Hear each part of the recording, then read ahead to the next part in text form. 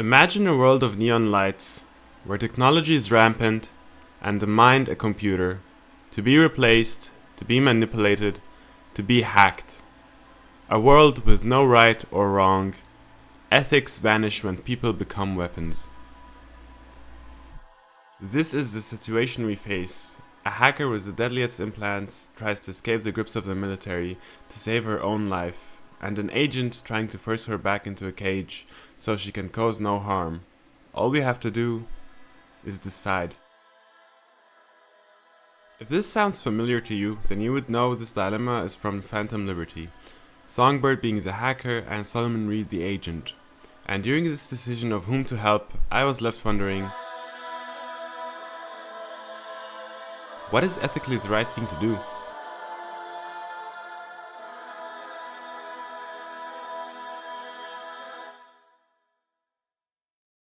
But how many would die? They'll die so we can survive. If you disagree with Songbird's statement, then you might be tempted to side with Reed. As a matter of fact, the harms principle justifies constraining someone's liberty to protect others. Therefore, Songbird does not have any right to pursue her liberty if it risks the lives of innocent people.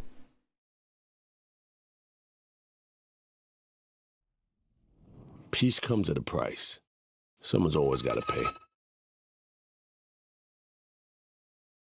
Despite this, Reed's main motivation is not towards the people. It is his sense of duty towards his country. But is there anything wrong with that? After all, placing duty in the heart of ethics is not uncommon, with Immanuel Kant being a representative of this ideology. Reed's sense of duty is an appealing side of his character, and ultimately, what are we if we don't live and die by our principles? At this point, we are already familiar with Songbird's abilities, having experienced them firsthand. This raises an important question. Should she even be allowed to escape? Even the president voices this concern directly, stating, "If our little bird lands in the wrong hands, I don't want to think what will happen. All that. We're the only ones privy. It would destroy the NUS. It's not a risk I'm willing to take." But how did it get to this point? Why doesn't Songbird just leave? Still don't understand why. Wasn't any other way, honestly. Wouldn't have resorted to this if there was. For Myers, the NUSA, I'm just another weapon in their arsenal. Tool for reaching beyond the Black Wall.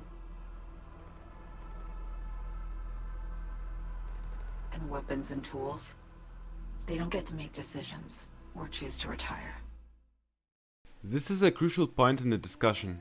Songbird is no longer of the opinion that she is being treated like a human, but rather as a tool, or even worse, a weapon. This is deeply concerning, as this statement contradicts what American philosopher Michael Walzer is against. Soldiers can never be transformed into mere instruments of war. If they are not machines that can just be turned off, they are also not machines that can just be turned on. This drastically complicates the decision. How far are we willing to go in robbing someone of their humanity, reducing them to a tool to be used and discarded at will? How can we even begin to justify that?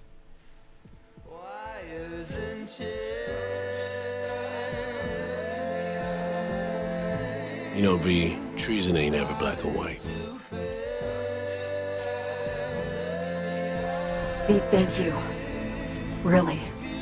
Thank you for being here. That's the tragedy, V. Someone's gonna play victim to the other's good intentions. Try not to forget that when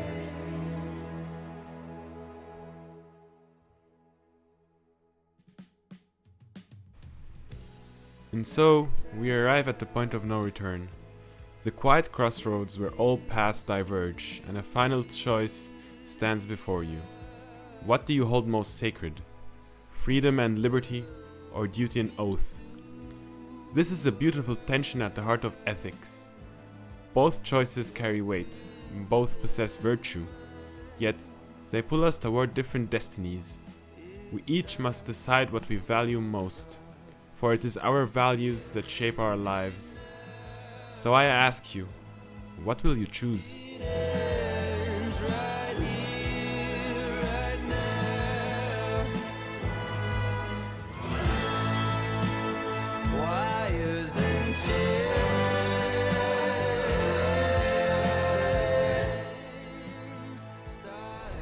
Come on, got iron in your hand. Gotta put it to someone's head. Pull the trigger. The master spy and the agent unloosed.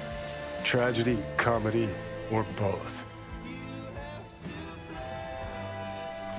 For me personally, I sided with Songbird. I think that Songbird is not simply a government agent or a pawn in a political game.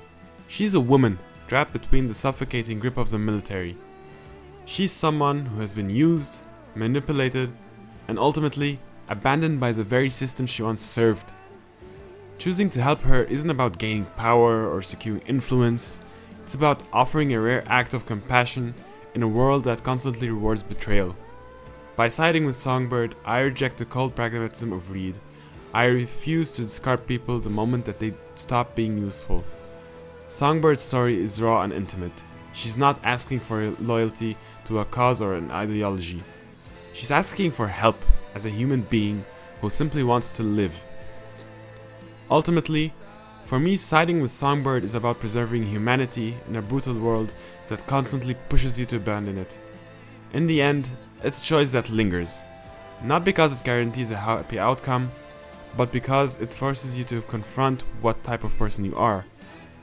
Pragmatic or sentimental, dutiful or free-spirited. Luckily, this is still just a dilemma from a game and not a real-world scenario. But one has to wonder, if push comes to shove and we are all measured by the computers in our heads, will there still be a shred of humanity left in us? Can we still count on our loved ones in times of need? I sure hope so.